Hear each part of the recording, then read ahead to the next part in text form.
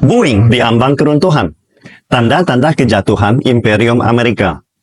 Boeing adalah pembuat pesawat militer dan komersial besar terakhir yang tersisa di AS. Dalam 5 tahun terakhir, Boeing mengalami kerugian lebih dari 35 miliar dolar. Adapun kehilangan uang sebesar ini terjadi akibat serangkaian kecelakaan model yang terjadi dan besarnya fokus Boeing terhadap kualitas pesawatnya. Perlu diketahui bahwa Boeing telah tertinggal jauh di belakang saingannya, Airbus, dalam hal penjualan untuk jet baru. Setelah kecelakaan fatal kedua pesawat Boeing 737 MAX pada pesawat Alaska Airlines, Boeing melaporkan kerugian operasional inti sebesar 32 miliar dolar.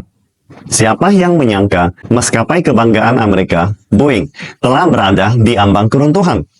Masalahnya adalah, di industri pesawat besar global saat ini, Boeing hampir tidak memiliki banyak pesaing. Apakah mereka yang mengalahkan diri sendiri?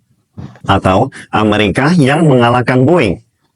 Apakah ini terkait dengan nasib Amerika yang kian terpecah belah dan melemah? Sejarah telah menunjukkan kegagalan suatu raksasa tidak hanya akibat dari pengelolaannya sendiri, tetapi juga karena tren besar yang tidak terhindarkan.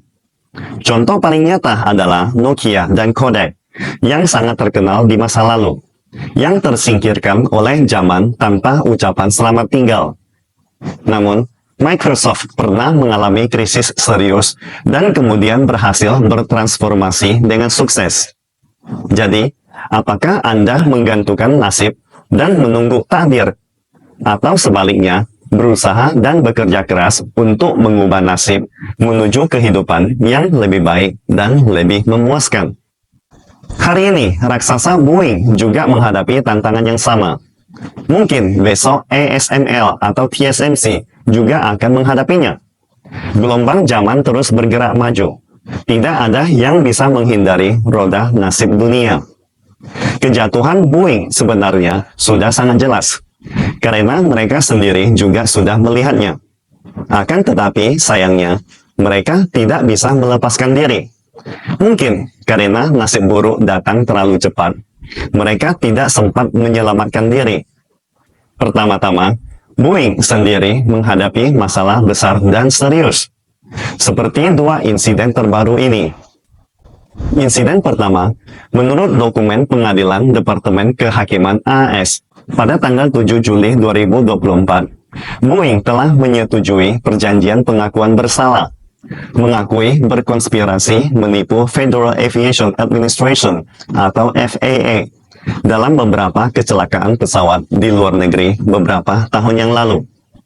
Seperti yang sering diagungkan negara barat tentang HAM dan nyawa manusia sangat berharga, seberapa besar keberanian mereka mengabaikannya?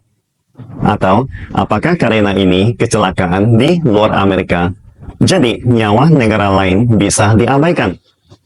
Seperti diketahui, keputusan FAA mengharuskan Boeing membayar denda sebesar 243,6 juta dolar dan menerapkan serangkaian rencana kepatuhan dan perbaikan. Telah menjadi rahasia umum jika Boeing melakukan penipuan dan kecurangan dalam kecelakaan pesawat baik di Amerika maupun di luar Amerika, yang bahkan tidak segan-segan menghilangkan bukti. Inilah inti masalah mereka sendiri. Tidak bisa disalahkan pada Paman Sam. Hukum Amerika sendiri juga sangatlah aneh. Mereka bisa menggantikan hukum pidana dengan uang, sehingga menghindari hukuman penjara. Apakah ini kekebalan khusus kapitalisme untuk kapitalis? Atau cara Paman Sam untuk menjara aset dunia?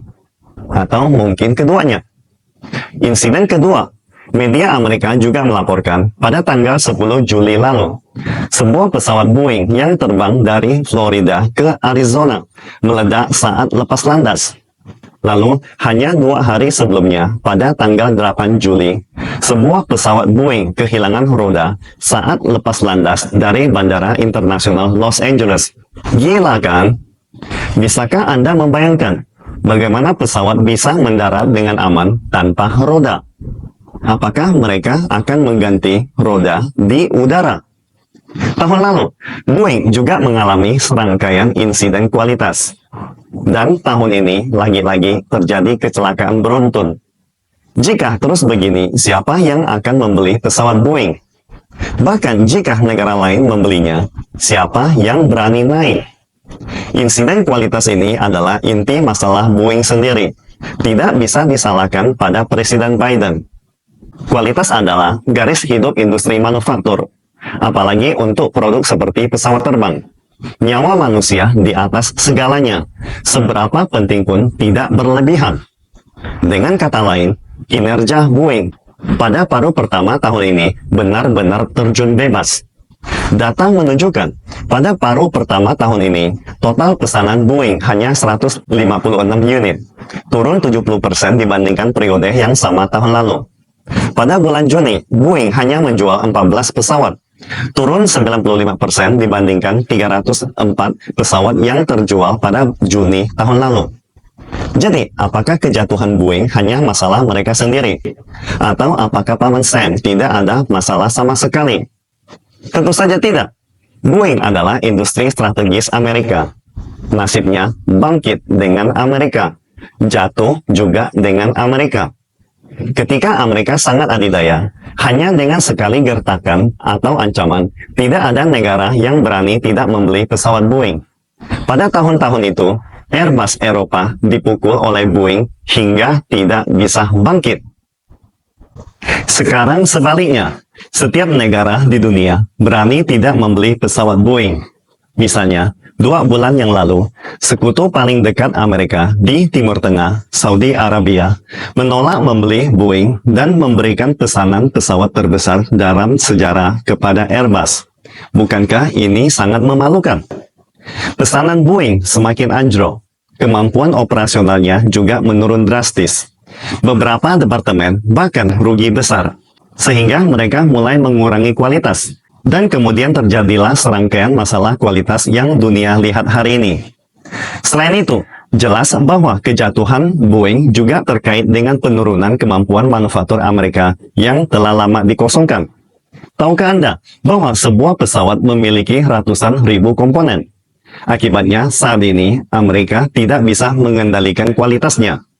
Jadi, kejatuhan Boeing terkait erat dengan nasib Amerika yang kian hari kian melemah.